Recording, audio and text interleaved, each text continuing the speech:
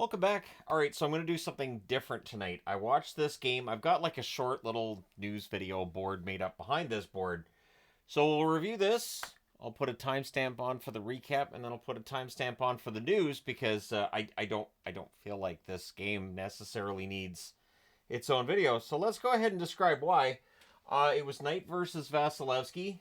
They had a nice video package for Hurricane Helene, and they had a moment's silence as well. Tampa Bay, Carolina, other teams as well, doing a lot right now to raise money for victims of that hurricane. So that has been a dominant news item over the last few days here, and it is nice to see Tampa Bay with that video package before the game. And there were more Tampa Bay veterans in the lineup than Florida. And again, this is why that doesn't really necessarily matter. The veterans are trying not to get hurt. The young guys are trying to impress. So it's not really a surprise when a team of young guys and guys trying to push for jobs outplays a team that is made up of veterans and guys who know they've got jobs. So there's an early press by the Panthers. Tampa Bay blocking shots. Point has a rush chance, that's defended. Kucherov is a net feed, that's held. Press by Tampa Bay at 3 minutes. Just one shot each at 6 minutes, and that kind of was a theme in that first period. We get a power play for Tampa. Panthers prevent an early setup. There's a shorthanded 3-on-2 by the Panthers that kills some time. They do kill that power play off. The Panthers rush after. Tampa Bay didn't have a shot on that first power play. Radish beats Knight, but the puck ends up going wide. Jesper Boquist with a near miss. Honestly, really good preseason for Boquist. He was prominent in this game. Doesn't get on the score sheet. It doesn't matter.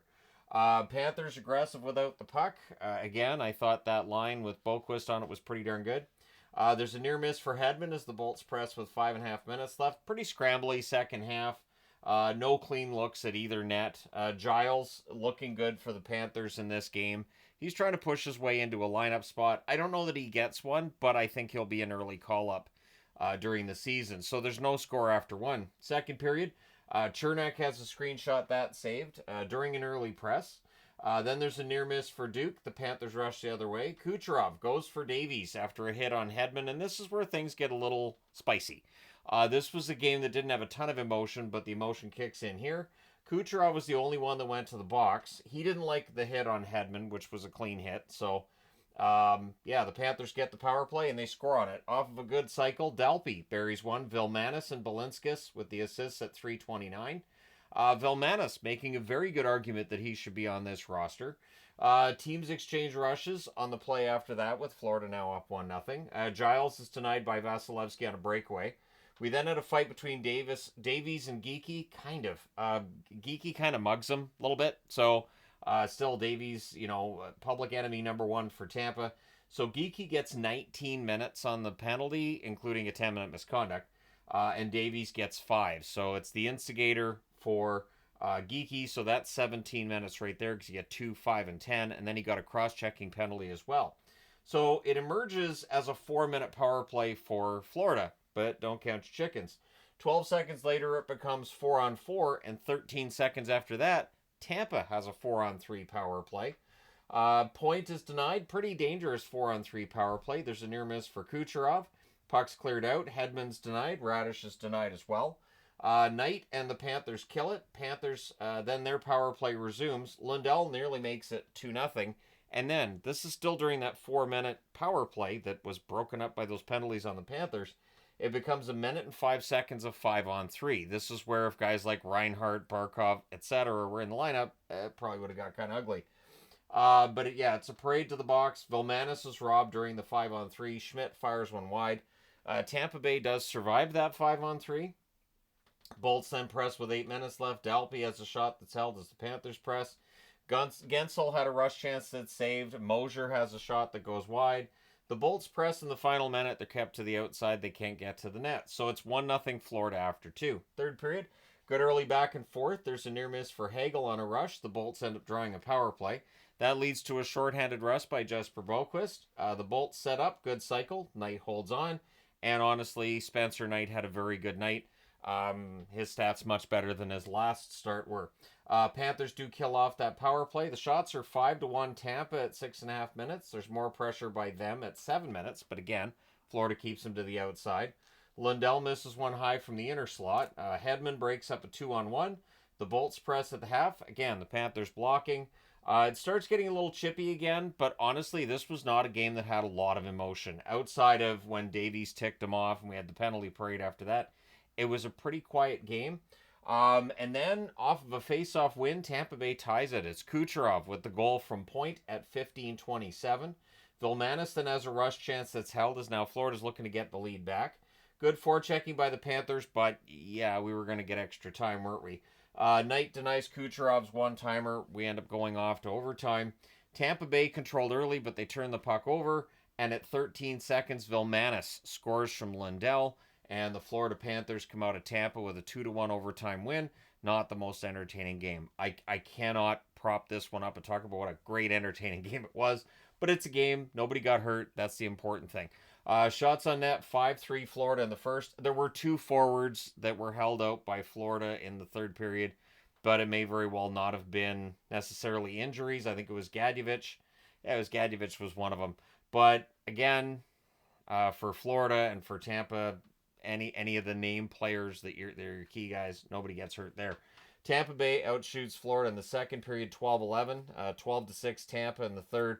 Florida gets the only shot of the overtime. That's all they needed. Shots on net in the game, 27-23 for Tampa. Power plays Florida 1 for 4. Tampa Bay 0 for 3. Spencer Knight 26 saves on 27 shots. Vasilevsky 21 saves on 23 shots. So we move on to the news portion of this video. The Chicago Blackhawks send down Nazar. They send down Korchinski. They send down Crevier to the AHL. Chicago signed a lot of veterans. They pick up veterans in the offseason. And this is what you do. You send the kids down. They play in Rockford. They get a chance to play top minutes. They get a chance to get confidence. And then you bring them up during the season. I have no problem with the strategy whatsoever by the Blackhawks. Detroit has released Chiasson from his professional tryout. I feel bad for Alex Chiasson. Decent depth forward who just didn't catch on with Detroit. Celebrini is officially listed as day-to-day for the San Jose Sharks. It's a lower body injury for him, so it doesn't sound like it's as bad as it might have looked last night. Pius Suter has missed 2 days of practice for the Vancouver Canucks. It's listed as an upper body injury. That's seen as day-to-day as well. Of course, Suter is expected to be one of those important bottom 6 forwards for the Canucks. And, of course, from last night's game with Ottawa, there was concern about injury. We're good. Tkachuk, Stützle, and Shabbat are not expected to miss any time coming out of that game last night against Montreal. So, again, that's good news. Quebec. So, this is an interesting thing. So, tonight's Boston-LA game being in Quebec, the first of 2 games in Quebec. The Quebec government still being questioned about the fact that they're spending between $5 and $7 million for preseason games. And I think it has to be considered kind of a kick, too, that while the NHL has not decided to go through with expansion right away, right now, expansion's clearly coming, but it's leaked out they're looking at Houston and Atlanta. So I would question this spending by the Quebec government as well, to spend millions of dollars to bring teams in for exhibition games that don't mean anything in the standings, and it does not get you closer to getting a team. I think it would be fine for them to spend this kind of money if the NHL was seeing Quebec as a viable first choice for an expansion team. I do think eventually Quebec gets looked at, but I do think that, you know, the question can absolutely be asked. Is this a good usage of public funds, of taxpayer money? Because again, $5 to $7 million, it's not peanuts. Luc Robitaille, the president of the Kings, was asked, like, you know, how much money exactly they got from the government. He's not going to tell you that. I don't think he would be allowed to tell you that, and B, he's not going to tell you that. But that's the question, because obviously they're going to be paying for flights and for various other costs. And yeah, so it's a pricey deal here. And again, if it came with the agreement that the NHL might look at them more as a potential expansion candidate, but that's not really out there. So let me know your thoughts. If you go to these games in Quebec City, is it worth it? Is it not? If you live in the area, do you feel like it's worth it? Or hey, if you live in the province of Quebec, do you feel like it's worth it? So let me know your thoughts in the comment section below. As always, don't forget to hit like and subscribe in the event you've not done so already. Thank you guys so much for all your support as always. I'm glad I watched that game tonight, reminding me that the regular season is just a couple days away and the hockey's going to get a lot more intense and a lot less scrambly, because it feels like with every preseason game I've been able to write on the board, play gets a little scrambly, and I don't have to pay much attention because it's just turnover after turnover after turnover. So yeah, looking forward to preseason becoming regular season in a little less than a week in North America. And of course, we got those 2 European games coming up soon enough. So let me know your thoughts. Do hit like and subscribe if you haven't done so already. Thank you guys so much for all your support as always. I will talk to you again soon.